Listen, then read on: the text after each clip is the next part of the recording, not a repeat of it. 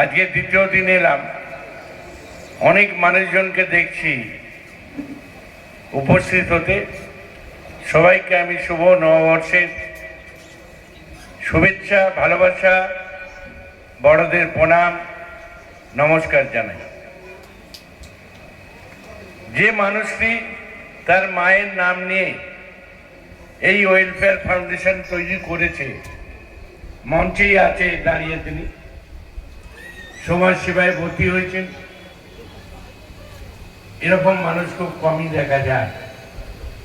একটু আগে কথা হচ্ছিল, 25 জনকে স্কলারশিপ দিয়েছে, ছাত্রছাত্রীদের পুস্তক দিচ্ছে, যেটা তাদের পড়াশোনায় খুব উপকার লাগবে। কেন অনেক মানুষ অর্থের অভাবে শিক্ষায় এগিয়ে যেতে পারে না।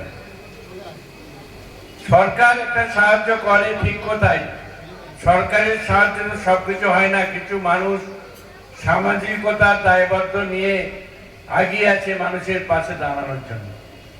তাকে আমি আমার অন্তঃস্থল থেকে তাদের ধন্যবাদ জানাই এই সংস্থা করার জন্যে, এবং ওনার মায়ের প্রতি আমার কৃতজ্ঞ, যে ওয়েলফেয়ার তৈরি করেছেন।